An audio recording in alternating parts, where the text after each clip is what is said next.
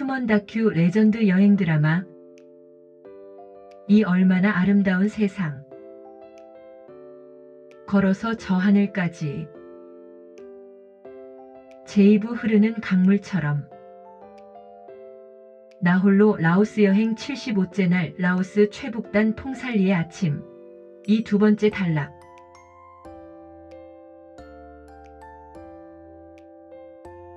퐁살리는 퐁살리주의 주도라고는 하지만 인구 2만 정도 밖에 안 되는 작은 도시라고 할 수 있기에 도심에서 1시간 정도만 걸어가면 도시 밖으로 나갈 수 있음이었다. 역시 그렇게 시내를 거의 빠져나왔는지 저만치 우려했던 경찰 초소가 시야에 들어왔다. 어제 버스 안에서 입수한 정보에 따르면 분명 저곳에서도 예전의 시행꽝 등과 같이 걸어서 가지 못한다고 제재를 할 것이라고 했다.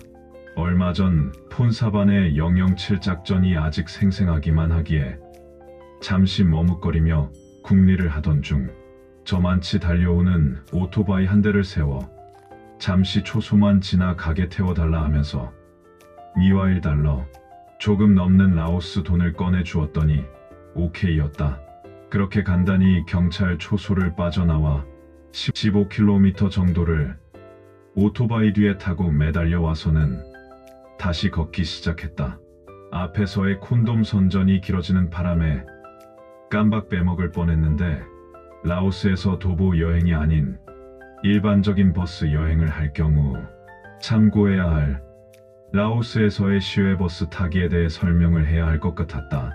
대부분의 라오스 도시에는 장거리 버스터미널과 버스 정류장이 도시 외곽에 설치되어 있어 매일 장거리 버스가 출발하고 도착하고 있는데 목적지 몇 곳을 제외하고는 거의 아침 7시를 전, 후에서 오전 중에 한두 차례로 나뉘어 모두 떠나버리고 오후와 저녁에는 경유 버스만이 있음을 명심해야 한다.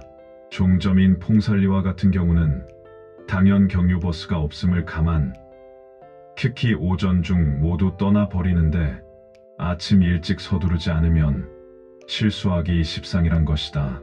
그리고 주간의 버스 승차권은 지정된 창구에서 버스의 승차 전 미리미리 구입하는 것을 잊지 말아야 한다.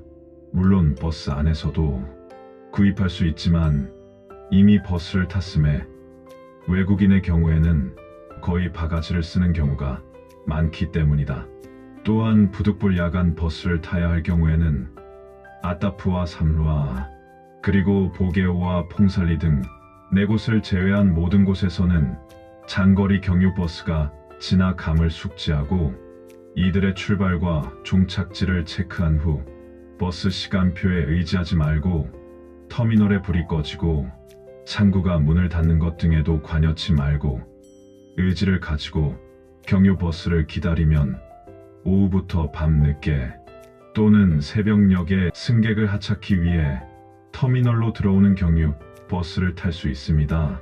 다만 중북부의 푸쿤에서는 동북부의 삼루아 쪽으로 가는 버스와 서북부의 루앙프라방 등으로 가는 버스가 두 곳 등으로 갈라지는 것을 참고하여 목적지가 바뀌지 않게 잘 물어보고 타야 한다는 것이다.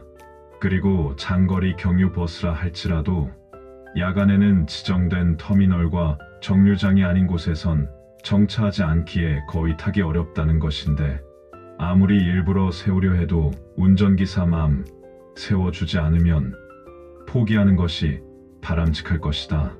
그렇지만 유관으로 행색을 구별할 수 있는 주간의 경우에는 다행히 버스가 지나간다는 사실만 확실하면 터미널과 정류장이 아닌 어떤 곳이라도 버스가 지나가는 전국 도로상의 어디에서나 손을 들어 버스를 세워 탈 수 있습니다. 다만 대체적으로 버스 운전기사 등의 느낌과 유관으로 괜찮아 보인다는 식별로 범죄 등의 위험성이 없다고 판단될 때 서로의 편의를 도모함이 우선되고 있기에 외모와 휴대품 등이 일반 승객으로서 오해의 소지가 없어야 한다는 것이다. 물론 나는 뚜벅이 여행을 하고 있으니 버스 등 이동수단을 이용할 일이 전혀 없기에 그런 신경 일랑 끄고 그저 부는 바람에 뜬구름이 가듯 걷는데 충실하면 될 터. 그저 열심히 주변 산세에 취해 걷기만 하면 될 일이다. 그럼 오늘은 여기까지. 벌써 서산마루에 해가 뉘엿뉘엿. 이쯤에서 누울 자리를 찾아 또 하루를 정리해야 될 것 같았다.